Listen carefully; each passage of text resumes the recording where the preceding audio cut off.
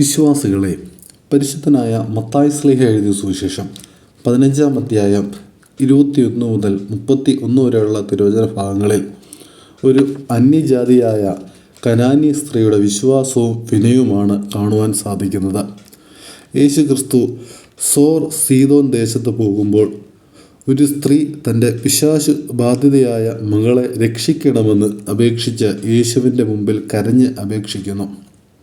ആദ്യം യേശു മൗനം പാലിക്കുന്നതും പിന്നീട് അവളോട് കടുപ്പമുള്ള വാക്കുകൾ പറയുന്നതുമായി നമുക്ക് കാണാൻ സാധിക്കുന്നു. എന്നാൽ അവൾ പിന്നോട്ട് പോകുന്നില്ല. കൂടുതൽ വിനയത്തോടും ഉറച്ച വിശ്വാസത്തോടും യേശുവിനെ സമീപിക്കുന്നു. അവസാനം കർത്താവ് അവളുടെ വിശ്വാസത്തെ പ്രശംസിച്ച് അവളുടെ മകളെ സൗഖ്യമാക്കി. ഈ സംഭവത്തിൽ നമുക്ക് പഠിക്കുവാനുള്ള 3 പ്രധാന ചിന്തകൾ നിങ്ങളുമായിട്ട് പങ്കുവയ്ക്കുകയാണ്. 1. ഉറച്ച വിശ്വാസം. കനാന്യ സ്ത്രീയുടെ വിശ്വാസം വളരെ ശക്തമായിരുന്നു. യേശു ആദ്യം പ്രതികരിക്കാത്തപ്പോൾ പോലും അവൾ പിന്മാറിയില്ല. അവൾ പറഞ്ഞ വാക്കുകൾ നമ്മെ ഏറെ സ്പർശിക്കുന്നവയാണ്. കർത്താവേ, നായ്ക്കൾ പോലും യജമാനന്മാരുടെ മേശയിൽ നിന്ന് വീഴുന്ന അപ്പത്തിൻ്റെ കഷ്ണങ്ങൾ തിന്നുന്നില്ലേ?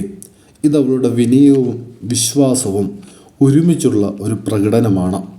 പൗരസ്ത്യ സഭയിലെ മഹാനായ പിതാവായ സെൻറ് ജോൺ ദ ക്രിസോസ്റ്റം പറയുന്നത്, ഈ സ്ത്രീയുടെ വിശ്വാസം അത്ര ശക്തമായിരുന്നു. അവളുടെ വിനയം തന്നെയാണ് അവൾക്ക് കൃപ ലഭിക്കുവാൻ കാരണമായത്. ദൈവം ചിലപ്പോൾ നമ്മുടെ പ്രാർത്ഥനകൾ ഉടൻ മറുപടി നൽകാതിരിക്കും. പക്ഷേ അത് അവൻ നമ്മെ ഉപേക്ഷിച്ചതുകൊണ്ടല്ല, നമ്മുടെ വിശ്വാസം വളർത്തുവാൻ വേണ്ടിയാണ്. 2. വിനയം. ദൈവകൃപയുടെ വാതിൽ.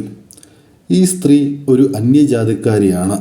എന്നാൽ അവൾ യേശുവിനോട് വലിയ വിനയമുണ്ടായിരുന്നു. അവൾ തനിക്ക് യാതൊരു അവകാശപ്പെട്ടിട്ടില്ല. ദൈവകൃപ മാത്രമാണ് അഭ്യർത്ഥിച്ചത്.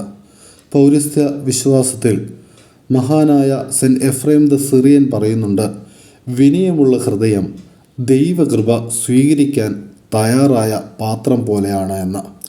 അഹങ്കാരമുള്ള ഹൃദയത്തിൽ ദൈവകൃപ താമസിക്കുകയില്ല. വിനയമുള്ള ഹൃദയത്തിലാണ് ദൈവത്തിൻ്റെ അനുഗ്രഹങ്ങൾ നിറയുന്നത്. 3-ാമത്തെ ചിന്ത എന്നുള്ളത് യേശു ക്രിസ്തുവിൻ്റെ കരുണയും സൗഖ്യവും. ഈ വചനത്തിൻ്റെ അവസാനത്തിൽ നാം കാണുന്നത് വലിയ ഒരു അത്ഭുതമാണ്. അനേകം രോഗികളും പീഡിതരും യേശുവിൻ്റെ അടുക്കൽ കൊണ്ടുവന്നു. അവൻ അവരെ എല്ലാവരെയും സൗഖ്യമാക്കി.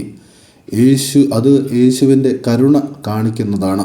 അവൻ രോഗികളെയും ബന്ധിതരെയും അന്ധന്മാരെയും കുഴഞ്ഞു നടക്കുന്നവരെയും എല്ലാം സൗഖ്യമാക്കി. ഇതൊരു ആത്മീയ സന്ദേശമാണ്.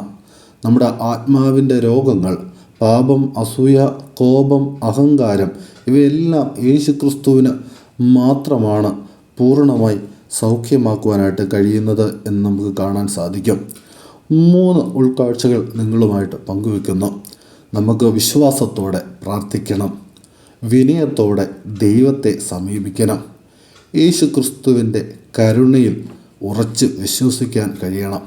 അങ്ങനെയുള്ളപ്പോൾ കനാന്യ സ്ത്രീയുടെ വിശ്വാസം പോലെ നമ്മുടെ വിശ്വാസവും ശക്തമായി തീരും. പ്രിയ വിശ്വാസികളുടെ സമൂഹമേ, നമ്മുടെ ജീവിതത്തിൽ പല പ്രശ്നങ്ങളും വരും. ചിലപ്പോൾ ദൈവം മൗനം പാലിക്കുന്നത് പോലെ തോന്നാം. എന്നാൽ കനാന്യ സ്ത്രീയെപ്പോലെ വിശ്വാസത്തോടെ വിനയത്തോടെ നാം ദൈവത്തെ സമീപിച്ചാൽ അവൻ നമ്മെ ഒരിക്കലും നിരാശപ്പെടുത്തുകയില്ല. ദൈവം നമ്മെ വിശ്വാസമുള്ളവരായും വിനയമുള്ളവരായും ജീവിക്കുവാൻ അനുഗ്രഹിക്കട്ടെ എന്ന് പ്രാർത്ഥിക്കുന്നു. ദൈവം എല്ലാവരെയും അനുഗ്രഹിക്കട്ടെ.